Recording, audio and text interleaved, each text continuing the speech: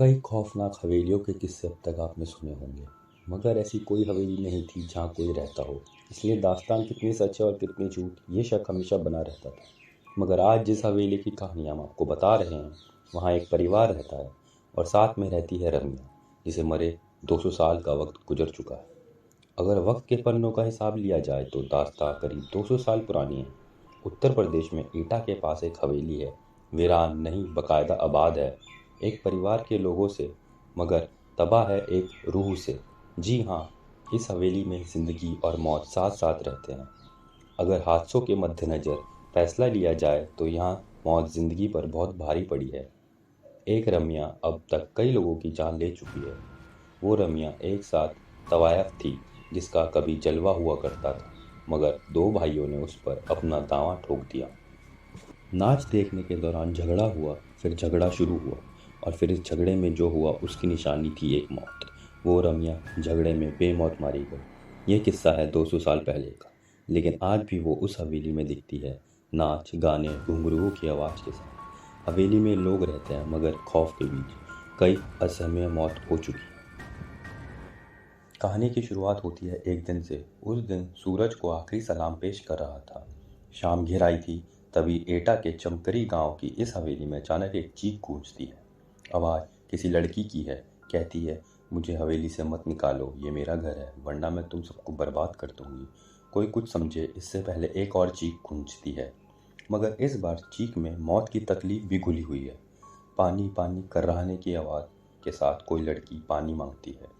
ये वाक्य कहीं और होता ये वाक्य कहीं और होता तो शायद कोई ना कोई तो मदद के लिए आ भी जाता, मगर इस गांव में हर कोई डर से सहम जाता है, क्योंकि पिछले कई दशकों से ऐसी चीखें इस हवेली से निकलती रहती हैं और लोग कांपते हुए सुबह का इंतज़ार करते हैं।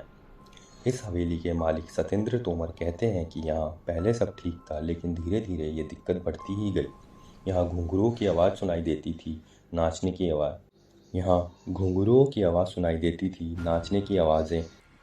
इस तरह प्रॉब्लम क्रिएट होती रहीं। तांत्रिकों को बुलाया गया। कभी कभी आवाज़ें आती, आपको घर छोड़कर जाना पड़ेगा, ये मेरा घर है। इस तरह से हम लोगों को डर लगने लगा। हम लोग खौफ के साए में जीने लगे। लेकिन सवाल ये था कि आखिर कौन है ये लड़की और इसका इस घर से क्या रिश्ता है।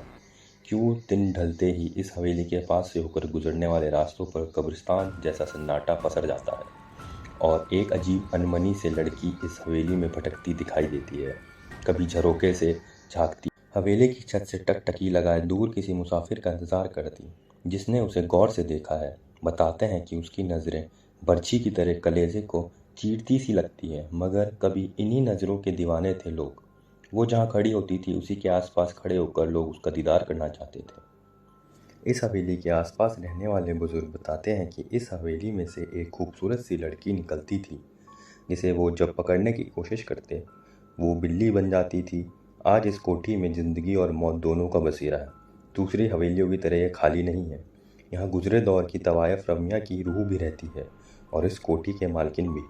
मगर मौत के साए में लगातार सांस लेती इन जिंदगियों में क्या गुजरती होगी, ये बताने के लिए काफ़ी है कई लोगों की मौत होना, क्योंकि इस हवेली ने अब तक कई अपनों को खो दिया। हद तो ये है कि इस हवेली के बच्चे भी शैतानी करने या चहकने से पहले 10 बार सोचते हैं।